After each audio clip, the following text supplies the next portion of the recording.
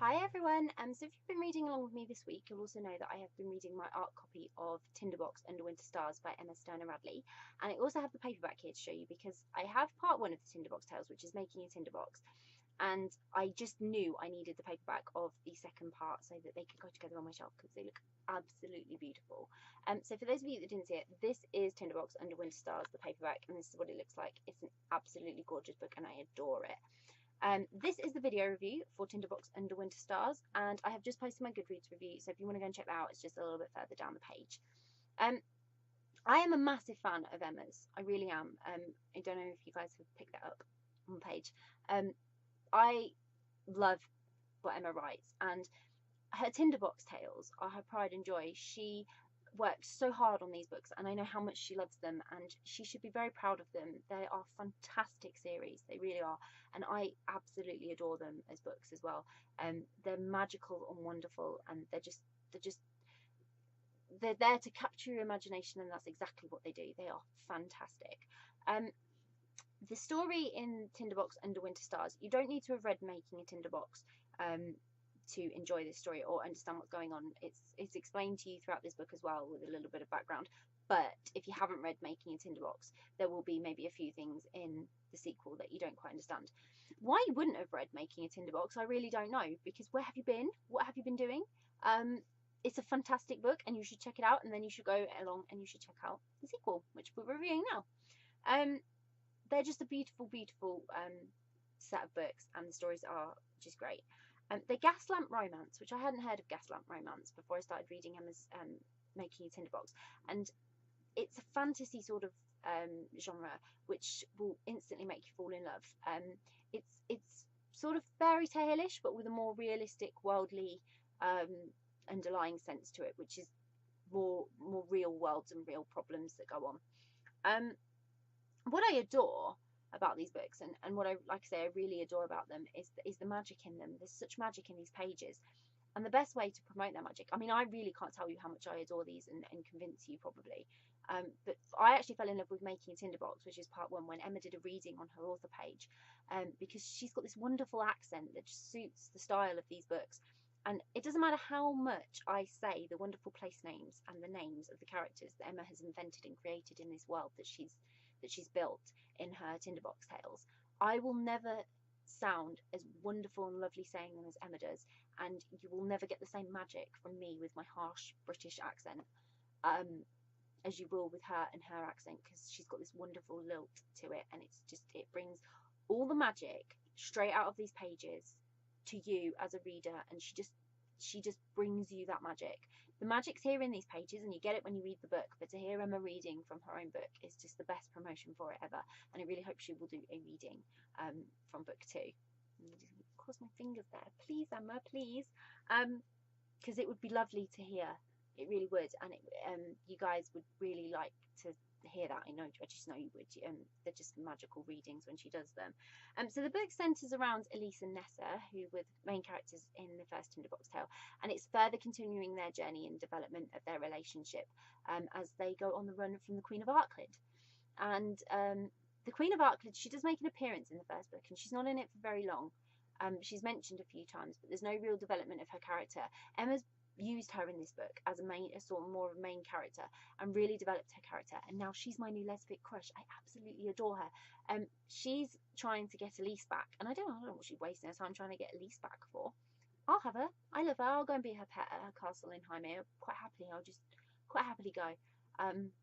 Elise doesn't want to go, so I'll go. She's a wonderful character, the Queen of Arklid. I don't think she's meant to be, but I really want more from her, I really do. And I'm hoping, I know Emma's probably going to write more of this because it is a series, and I'm really hoping that she will. And I don't mind if it's about Nessa and Elise and their further adventures with their new friends that they make in this book, and the new places, or if it is to do with the Queen. I would love a book about the Queen, Queen of Arklid. It would be so wonderful. The place names are just wonderful as well in this. Every bit of it is just magically invented for feeding your imagination, and that is exactly what this story does. Nessa and Elise make a new friend in Anja, and she's just a brilliant character. She's that gritty bit of I don't know how to describe it, but she's that bit of realism between the pair of them, where they are as characters. I mean, Ness is quite down to earth. She's a farm girl, that's her background, and she just wants to get on with her life, and she wants an apprenticeship as a glass blower, and that's her passion, that's what she cares about, that and Elise is a noble, trying to live on the run, and is too open and fascinated by the world around her. It's like magic, it's like watching children at Christmas, and you will be pulled into Elise, because you just can't not be pulled into Elise as a character. She's just wonderful. And when you see the things that she sees as she goes to the new continent of Storston, and she sees steam trains, and new inventions, clockwork, and buildings that she's never seen before in her own continent, she and her own city that she grew up in, she's just fascinated by them. And the way Emma describes them in this book, you will be fascinated too. Even though we know how steam trains work and stuff, steamboats, whatever, we know how all that works in our world. When you see it through Elise's eyes and you start to see all that, you will be so in love with it as well. You will see it through Elise's eyes, and it will be all new and magical to you. It's just really, really well written. The other thing I love about this is it's so full of adventure, like the first Tinderbox Tales. Just adventure on every page. Every second of it is an adventure. They're learning, they're growing, they're developing, and they're just having the time of their lives, which is just wonderful. And then they're adventuring for different reasons, but you need to read the book to find out what they are. The end of the book ended on a cliffhanger for me, and that's why I say I really hope Emma's going to do sequels, because I need to know more. You will never get enough from Tinderbox Tales 1 and 2. You need more Tinderbox, you really do. You don't even need to be into lesbic really to read these. I think everyone should read them. They're just a really great book, and they're a fantastic read, and they're just wonderful, everything about them. I'm going to keep saying wonderful, because that's just how I feel about them. I absolutely adore them as books, and if you haven't checked them out, I don't know why not. Even if you don't think Gaslamp is for you, you'll be surprised. There's just so much magic in these pages that you have to check it out.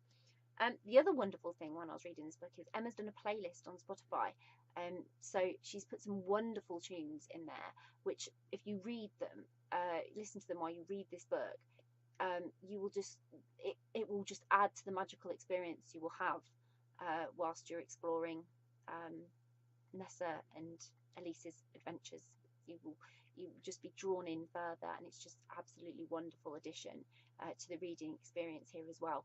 I can't say it enough how proud I am of Emma and her Tinderbox Tales.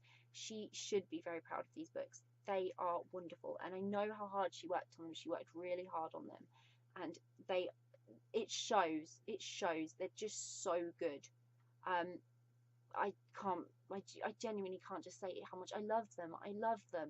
I love my Tinderbox Tales, and I love Emma for writing them. She's just brought something new to me, a new magical world, fairy tale-ish, but grittier and more real, and just adore it. I really, really do. So I really hope you'll check out the Tinderbox Tales. I hope you'll check out Tinderbox Under Winter Stars, and I also hope you'll check out Making a Tinderbox, because you need both of them. You can't just have one. You need both. Tinderbox Tales, it's a series. You need the series. Start collecting now. If you've read Tinderbox Under Winter Stars, I'd love to know what you thought of it.